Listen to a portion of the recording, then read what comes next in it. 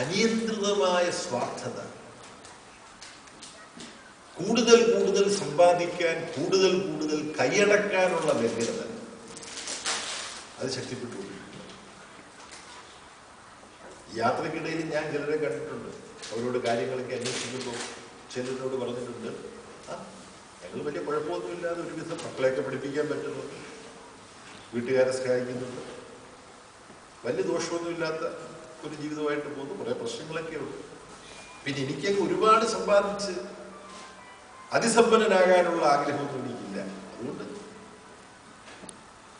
ആഗ്രഹങ്ങൾ പരിമിതമാണ്, അതുകൊണ്ട് വലിയ ബുദ്ധിമുട്ടില്ലാതെ ഇങ്ങനെ ചിന്തിക്കുന്ന ധാരാളം ആളുകൾ. പക്ഷെ നാം ജീവിക്കുന്ന ലോകത്ത് അത്യാർത്തിക്ക് മനുഷ്യനെ പ്രേരിപ്പിക്കുന്ന ആശയങ്ങളാണ് ചുറ്റുപാട് ഉയർന്നത്. ഈ ആഗോളവൽക്കരണത്തിന്റെ കാലത്ത് നീ കൂടുതൽ നേടുക. ഓരോ രാജ്യത്തിന്റെയും നേട്ടമായിട്ട് പറയുന്നത് എന്താ? 5 വർഷം മുമ്പ് ശതകോടീശ്വരന്മാർ ഇത്ര പേരെ ഉണ്ടായിരുന്നുള്ളൂ. ഇപ്പോൾ ശതകോടീശ്വരന്മാരുടെ എണ്ണം ഇത്ര കൂടുതൽ വർദ്ധിച്ചിരിക്കുന്നു. അല്ലേ? ഇതല്ലേ നമ്മൾ കേൾക്കുന്നത്. ഇതിങ്ങനെ പത്രമാധ്യമങ്ങൾ കൊട്ടിഘോഷിക്കുമ്പോൾ അതിന്റെ അർത്ഥം എന്താ? നീയും ഏറ്റവും ചുരുങ്ങിയത് ഒരു ശതകോടീശ്വരനെങ്കിലും ആകാൻ നോക്ക്, അല്ലെ നിന്നെ എന്തിനു കൊള്ളാം? കണ്ടില്ലേ എല്ലാവരും ശതകോടീശ്വരന്മാരായിക്കൊണ്ടിരിക്കുന്നത്. ഇതാണ് നാം ജീവിക്കുന്ന ലോകത്ത് കേൾക്കുന്നത്. അപ്പൊ കൊച്ചു കുട്ടികളല്ല ഇത് കണ്ടിട്ടാണ് വളരുന്നത്. ഇങ്ങനെ ഒരു ലോകത്ത് രക്ഷിതാക്കന്മാര് മുഴുവൻ വായിക്കാൻ ഒരു ചെറിയ കഥ ഞാൻ നിർദ്ദേശിക്കുക. ചെറിയ കഥയാണ്. അത് ചേതന പോലുള്ള സംഘടനകളുടെ പ്രവർത്തനത്തിന്റെ ഭാഗമായി ആ കഥയുടെ പകർപ്പെടുത്ത് വിതരണം ചെയ്യണമെന്ന് എനിക്ക് അഭിപ്രായമുണ്ട്. നിങ്ങൾ ചിലപ്പോൾ ആ കഥ വായിച്ചിട്ടുണ്ടാകും. കാരണം ലോകപ്രസിദ്ധനായ ഒരു കഥാകൃത്തിന്റെ കഥയാണ്, ടോൾസ്റ്റോയുടെ ഒരു കഥയാണ്.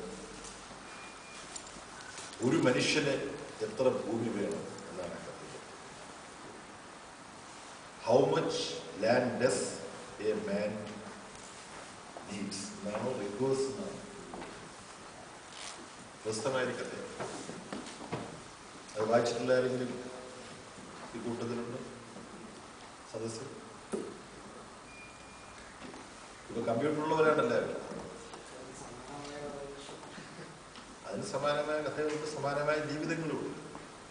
നിങ്ങൾ കമ്പ്യൂട്ടറിൽ അടിച്ചിട്ട് എന്റെ നിങ്ങളത് വായിക്കുന്നതിന് പുറമെ നിങ്ങളുടെ കുഞ്ഞുങ്ങൾക്ക് ആ കഥ പറഞ്ഞു കൊടുക്കും. അത് നല്ലൊരു കഥയാണ്.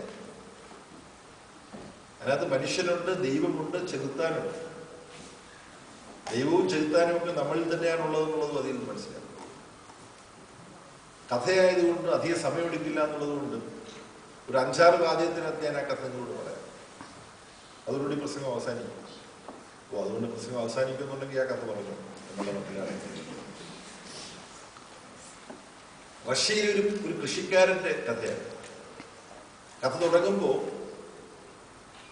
ചേട്ടന്റെയും അനിയന്റെയും ഭാര്യമാര് തമ്മിലുള്ള വർത്താനത്തോടു കൂടിയാണ് ആ കഥ തുടങ്ങുന്നത്. നമ്മുടെയൊക്കെ വീട്ടിലൊക്കെ ഉണ്ടാകും. ചേട്ടാനിയന്മാരുടെ ഭാര്യമാർ ഇന്നലെ അവർ വർത്താനം. അപ്പൊ നഗരത്തിൽ ജീവിക്കുന്ന സഹോദരി, ഗ്രാമത്തിൽ കൃഷിക്കാരനായി ജീവിക്കുന്ന സഹോദരന്റെ ഭാര്യ, ഇവര് തമ്മിൽ സംസാരിക്കുന്നു. ടോൾസ്റ്റോയുടെ കഥാരചന ചാരിത മുഴുവൻ ഈ ലഘുകഥ എന്ന് പറയാൻ കഴിയൂല, എന്നാൽ അതിദീർഘമായ കഥയിലാണ്. എന്നാൽ ഈ കൃഷിക്കാരൻ കൃഷിക്ക് കുറച്ചുകൂടെ ഭൂമി സമ്പാദിക്കണമെന്ന് ആഗ്രഹിക്കുക. കുറച്ചുകൂടെ ഭൂമി സമ്പാദിക്കാൻ ആഗ്രഹിക്കുന്നതിനകത്ത് വലിയ കുഴപ്പമില്ല. കഥ ചുരുക്കാൻ വേണ്ടി ഫാസ്റ്റ് ഫോർവേഡ് എന്നൊക്കെ നമ്മൾ പറയുന്നത്. അതുപോലെ വളരെ വേഗത്തിൽ ഞാൻ മുമ്പോട്ട് പോകുക.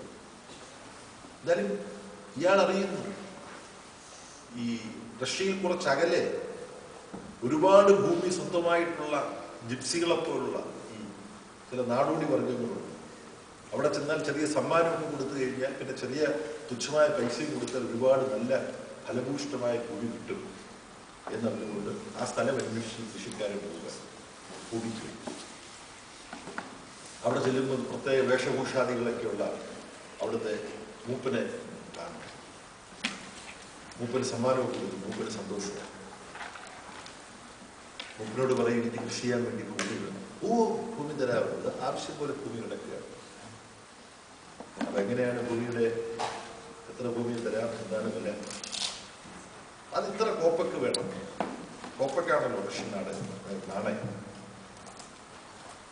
അപ്പം എത്ര ഭൂമി? അത് ഒരു ദിവസത്തെ ഭൂമി.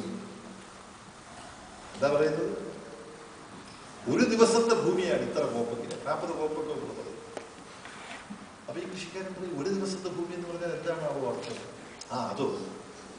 അത് ഒരു ദിവസം സൂര്യൻ ഉദിക്കുന്ന സമയം നമ്മളൊരു സ്ഥലത്ത് പോയി നിൽക്കും. അവിടെ നിന്ന് നിങ്ങൾക്ക് ഏത് ഭൂമിയാണോ വേണ്ടത്, ഇങ്ങോട്ടുള്ള ഭൂമിയാണോ വേണ്ടത് നോക്കി നിങ്ങൾ നടന്ന് അല്ലെ ഓടിപ്പോയി വേണ്ടത്രയും ഭൂമി പോകുന്ന സ്ഥലത്ത് അടയാളം വെച്ചിട്ട് സൂര്യൻ അസ്തമിക്കുന്നതിന് മുമ്പ് നിങ്ങൾ തിരിച്ചു വരണം. അപ്പൊ എത്രയും ഭൂമി ഇങ്ങനെ നിങ്ങൾ നോക്കി എടുത്ത് അടയാളം വെച്ച് സൂര്യൻ അസ്തമിക്കുന്നതിന് മുമ്പ് തിരിച്ചു വന്ന് പറയുന്നു, അത്രയും ഭൂമി. അതാണ് ഒരു ദിവസത്തെ ഭൂമി. നിങ്ങളുടെ കഴിവ് പോലെ ഇരിക്കും. അങ്ങനെ ഇയാൾ പോകുന്നു. അപ്പോ അവിടെ ചോളം വിതയ്ക്കാൻ പറ്റുന്നു, കൊള്ളാം, ഇങ്ങോട്ട് പോവാം, അപ്പുറത്ത് പോകും, ഇതിനേക്കാൾ നല്ലത് കരിമ്പ് വിതയ്ക്കാൻ പറ്റും. അപ്പം ദൂരെ അവരിങ്ങനെ പൊട്ടായിട്ട് മാറിക്കൊണ്ടിരിക്കുകയാണ്. അവരവിടെ കാത്തിരിക്കും. കുറച്ച് കഴിയുമ്പോൾ കൃഷിക്കാരൻ ആദ്യമാവുക അവിടെ തിരിച്ച് എന്തില്ലെങ്കിൽ പ്രശ്നമാണല്ലോ, അവിടെ തിരിച്ചു ചെല്ലണമല്ലോ വൈകുന്നേരം സൂര്യൻ അസ്തമിക്കുന്നതിന് മുമ്പ്. അത് ഒരുപാട് ഭൂമി അദ്ദേഹം ഇങ്ങനെ നടന്നെടുത്തു. ഇനി ഇത്രയും മതി, ഇതിൽ കൂടുതൽ വേണ്ട എന്ന് വിചാരിച്ചാൽ തിരിച്ചു ചെയ്തു. സൂര്യൻ അസ്തമിച്ചു തുടങ്ങി, അസ്തമിക്കാൻ പോകുന്നു. അപ്പൊ ഇയാൾ വേഗം കൂട്ടും, കാല് തളരുന്നു. ഒടുവിൽ നമുക്ക് മനസ്സിലാവും ഇയാൾ ബുദ്ധിമുട്ടിലാവുന്നു.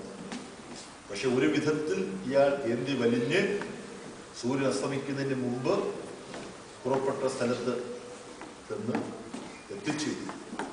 പക്ഷെ അവിടെ എത്തിച്ചേരുന്നതോട് ഇയാൾ അവിടെ വീഴുന്നു. അപ്പൊ മൂപ്പനും മറ്റാളും ചെന്ന് നോക്കുമ്പോൾ മരിച്ചു വീഴും. അപ്പൊ അദ്ദേഹത്തിന് വേണ്ടത് ഒരു 6 അടി മണ്ണ് മാത്രമാണ്. ഒരു മനുഷ്യന് ആവശ്യമുള്ളത് 6 അടി മണ്ണാണ്. അപ്പം അത്യാർത്തിയുടേതായ നാം ജീവിക്കുന്ന ഈ ലോകത്ത് കൈയടക്കിയാലും മതിയാവാത്ത മനുഷ്യന്റെ അത്യാർത്തി ആളിക്കത്തിച്ചുകൊണ്ടിരിക്കുന്ന ഇന്നത്തെ ലോകത്ത് ഈ ആഗോളവൽക്കരണത്തിന്റെ ഇത്തരം മൂല്യബോധങ്ങൾക്കെതിരായി നാം നമ്മളെ സ്വയം ശിക്ഷിക്കേണ്ടതുണ്ട്. നമ്മളെ സ്വയം ഉടച്ചു വാർക്കേണ്ടതുണ്ട്. നമ്മുടെ പുതിയ തലമുറയിലെ കുഞ്ഞുങ്ങൾ അവർ ഇത്തരത്തിലുള്ള അത്യാർത്തിയുടെ പിന്നാലെ വഴിതെറ്റി പോകാതിരിക്കാൻ വേണ്ടി നമ്മൾ ശ്രദ്ധിക്കേണ്ടതുണ്ട്. ഇത്തരം ആശയങ്ങൾ ചർച്ച ചെയ്യുകയും പുതിയ ഒരു സാംസ്കാരിക ബോധത്തിലേക്ക് നമ്മളെ സ്വയം മാനസികമായും സാംസ്കാരികമായും പരുവപ്പെടുത്തി വളർത്തിയെടുക്കുകയും ചെയ്യുന്നത് വളരെ വളരെ പ്രധാനപ്പെട്ട ഒരു ദൗത്യമാണ് എന്ന് ഓർത്തുകൊണ്ട് മലയാളികൾ കൂടുതൽ നീതിയിലും